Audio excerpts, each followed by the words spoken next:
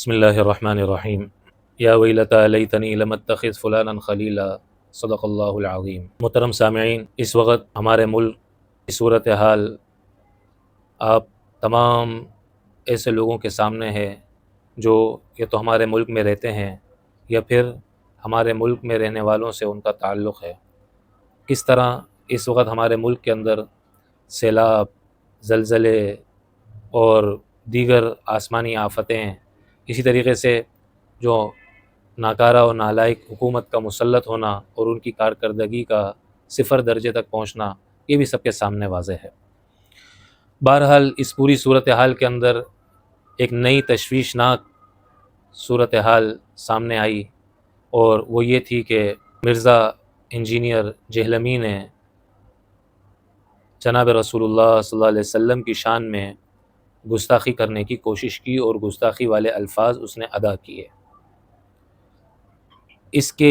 اس عمل اور اس کی اس حرکت اور اس غلیظ اور ناپاک حرکت کی وجہ سے الحمدللہ مسلمانوں نے، اہل حق نے کوشش کی اور اللہ تعالیٰ نے اہل حق کو کامیابی عطا فرمائی۔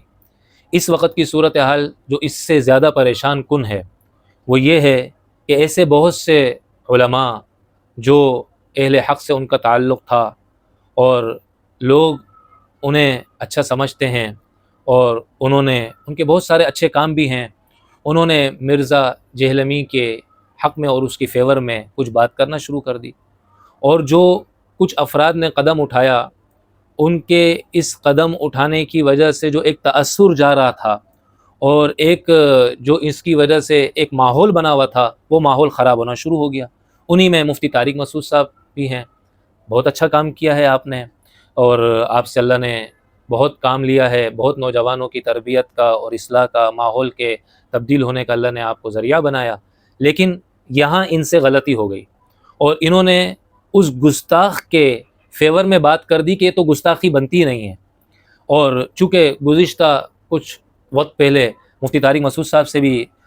زبان سے خطاً اس طریقے کے کچھ کلمات قرآن اور آپ علیہ الصلوۃ والسلام کے حوالے سے ادا ہو گئے تھے کہ جس کی وجہ سے وہ بھی بہت زیادہ ماحول ان کے خلاف بن گیا تھا اور ایک بہت پریشان کن صورتحال کے اندر آ گئے تھے۔ تو انہوں نے اس کو اپنے اوپر قیاس کرتے ہوئے اس قسم کی بات کر دی، جبکہ مفتی طارق مسعود صاحب سے یہ ایک غلطی ہوئی۔ اس سے پہلے مفتی طارق مسعود صاحب نے پوری زندگی نہ کبھی کسی ولی، کسی بزرگ، کسی اللہ والے، چاہے اس کا تعلق اور کوئی مجتہد اس کا تعلق کسی بھی مسلک سے ہو، کبھی کوئی گستاخی والی یا بے ادبی والی زبان ان کے لیے استعمال نہیں کی۔ ہاں، وہ لوگ جو ان بزرگوں کے مزارات پر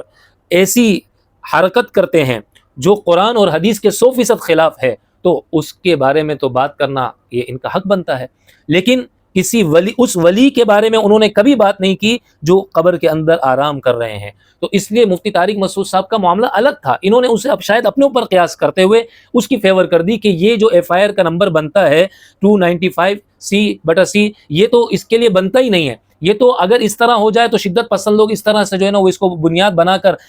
ہر ایک دوسرے کے خلاف پھر ایف آئی آر کاٹتا پھرے گا۔ ارے بھائی، ہر ایک دوسرے کے خلاف ایف آئی آر کاٹتا پھرے گا، کب کاٹے گا؟ عدالت بھی تو آگے ہے نا، آگے دوسرے ادارے بھی تو ہے نا، وہ بھی تو اس کو دیکھیں گے کہ یہ ایف آئی آر جو کٹی ہے اس میں کتنی سچائی ہے اور کتنا اس میں جھوٹ ہے۔ مرزا جہلمی نے تو اس سے زیادہ غلیظ حرکتیں کری ہیں، اس کے اوپر تو اس سے زیادہ خطرناک کی دفعات شامل کر کے جو ہے وہ ایف آئی آر کاٹنی چاہیے تھی، اور پھر مفتی طارق مسعود کے بیان کو ایسے لبرل یوٹیوبر نے اور دوسرے لوگوں نے بنیاد بنایا، اور اس کو بنیاد بناتے ہوئے جو ہے نا وہ ہر ایک اپنا تجزیہ کرنا شروع ہو گیا۔ ایک یوٹیوبر ہے اویس ربانی، وہ عجیب باتیں کرنے لگ گیا، وہ ان کے فالووروں کے اندر اور زیادہ اس بات ابھارنے کی ان کو کوشش کر رہا ہے کہ وہ بھی باہر نکلیں اور وہ ایک محاذ آرائی والی جو ہے وہ فضا بنائیں اور وہ باہر نکل کر جو ہے نا وہ اس طریقے سے احتجاج کریں، یہ کریں وہ کریں۔ بھائی کیا عجیب بات ہو گئی، عجیب ماحول بن گیا صرف مفتی طارق مسعود صاحب کی اس طریقے کی بات کرنے کی وجہ سے۔ اور آپ کا کیا خیال ہے، اگر اس طریقے سے اس کے فالوور باہر آتے ہیں تو کیا دوسری طرف کے لوگ جنہوں نے ایف آئی آر کٹوائی ہوئی ہیں، جن کے اندر ایک غم و غصہ اور ایک جو ہے وہ پریشانی اور ایک بوجھ جن کے دل و دماغ پر سوار ہوا ہے اس کی بدتمیزی اور اللہ کے نبی کی گستاخی کرنے کی وجہ سے، وہ جب جب باہر آ جائیں گے تو کتنا ملک کے اندر انتشار پھیل جائے گا. یہ تو انتشار پھیلانے والی باتیں کر رہے ہیں, اور خود اویس ربانی صاحب باہر ملک بیٹھے ہوئے. بابا آپ اس ملک کے اندر تو آ جاؤ, آپ ہماری سرزمین پہ آؤ, پھر یہاں آ کر یہاں کی نوعیت دیکھ کر بات کرو, پھر آپ کو اندازہ ہوگا کہ میں نے کون سی بات کرنی چاہیے, کون سی بات نہیں کرنی چاہیے. اگر اس طریقے کی اویس ربانی صاحب کے کہنے کے مطابق لوگ باہر آ جاتے ہیں اور احتجاج شروع کر دیتے ہیں, اور دوسری طرف کے لوگ بھی باہر آ جاتے ہیں, تو کیا خیال ہے, کیا یہ دوسری طرف کے لوگ جو باہر آئیں گے ان کا ایک قطرہ مرزا جہلمی کے جتنے بھی آج تک کے فالوور ہیں وہ سب بھی باہر آ جائیں, ان کو ایسے بہا کے لے جائے گا جیسے جو ہے وہ سیلاب, بڑے سے بڑا سیلاب آتا ہے اور تنکے اور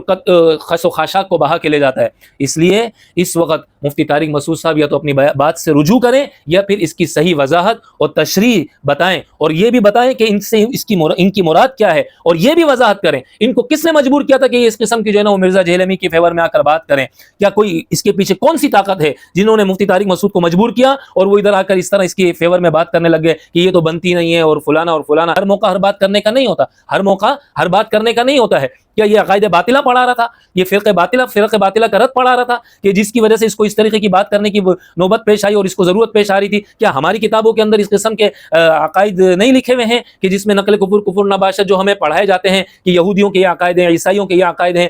دہریوں کے یہ عقائد ہیں, پارسیوں کے یہ عقائد ہیں, سکھوں کے یہ عقائد ہیں, فلانے کے یہ عقائد ہیں, فلانے کے یہ عقائد ہیں, فلانے کے یہ عقائد ہیں. تو کیا آپ نے آج تک ممبر پر رسول پر بیٹھ کر جو آپ کی مسجد ہے وہاں پر یا کہیں جو ہے وہ کیا نام ہے پوڈ کاسٹ پہ آ کر یا کہیں اپنے چینل پہ بیٹھ کر صرف ان عقائد کو پڑھا ہے یا بتایا ہے عوام کے اندر یا بیان کیا ہے عوام کے اندر؟ یہ تو باتیں کرنے کی نہیں ہے عوام کے اندر. یہ محض ایک انجینئر ہے, اس کا کام ورک شاپ کھولنا ہے, اس کا کام وہاں پر ہے. یہ اس طریقے کے آگے اکیڈمی کھول کر اور بیٹھ جائے اور پھر اویس ربانی جیسے لوگ یہ بات کریں اس کا کوئی مدرسہ نہیں ہے. بابا مدرسہ کھولنا یہ نبیوں کے وارثین کا کام ہے, مدرسوں کو چلانا یہ نبیوں کے ورثاء کا کام ہے, مدرسوں کے اندر طلباء کو سنبھالنا, اللہ اور اس کے رسول کے مہمانوں کی کا خیال کرنا اور ان کی ضروریات کا پورا کرنا یہ نبی کا جانشین اور نبی کا وارث ہی کر سکتا ہے. یہ انجینئر جیسے جو ہے نا وہ جو باہر سے تربیت یافتہ باہر کے لوگوں کے تربیت یافتہ ہمارے ملک کے اندر آ گئے ہیں جو ملک کے اندر مذہبی انتشار اور فرقہ واریت پھیلانا چاہتے ہیں, یہ ان کا کام نہیں ہے. لہذا اس وجہ سے مفتی طارق مسعود صاحب بھی اپنی بات سے رجوع کریں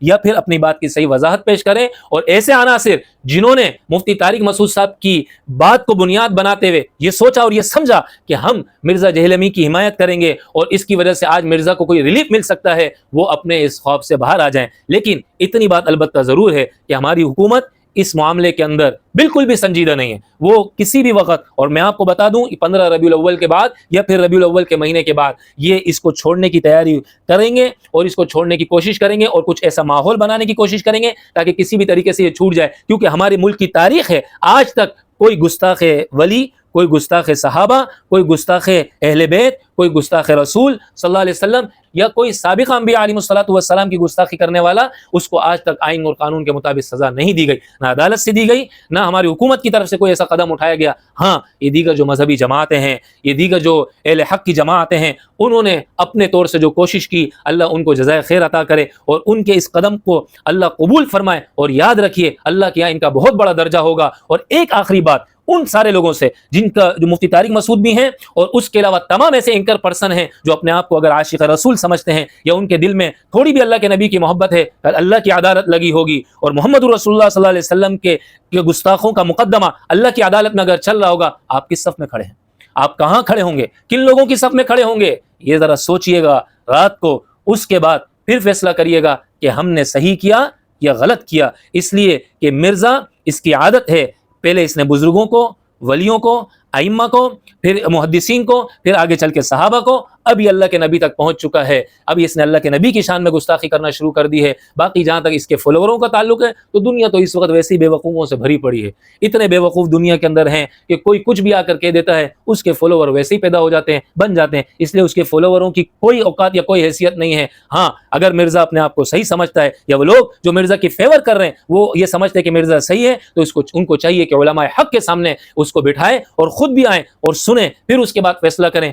صحیح کون ہے غلط کون ہے۔ اللہ کرے اللہ تعالی ہم سب کو صحیح سمجھنے کی اور صراط مستقیم پر چلنے کی اور صراط مستقیم دوسروں کو سمجھانے کی توفیق عطا فرمائے، اور ایسے لوگوں کو اللہ معاف کرے اور اللہ ان کو بھی ہدایت عطا فرمائے جنہوں نے مرزا جہلمی کی فیور کی اور اپنے عقل کے ذریعے اس کی بات کو صحیح ثابت کرنے کی کوشش کی، اور یہ نہیں سوچا اگر یہ صحابہ کا دور ہوتا، عمر بن خطاب کا دور ہوتا، اس وقت کیا حال کرتے، اس وقت ان کا کیا فیصلہ ہوتا، صحابہ اکرام کا کیا فیصلہ ہوتا، صحابہ اکرام کس طرح اللہ کے نبی کے بارے میں اس قسم کی بات کرنے والوں کے بارے میں کیا فیصلہ کرتے، یا صحابہ اکرام اللہ کے نبی کے صحابہ کے حق میں گستاخی کرنے والوں کے لیے کیا فیصلہ کرتے، انہوں نے یہ بات نہیں سوچی۔ اللہ کرے کہ اللہ تعالیٰ یہ سب کو سمجھنے کی توفیق عطا فرمائے۔ وآخر دعوانا ان الحمد للہ رب العالمین۔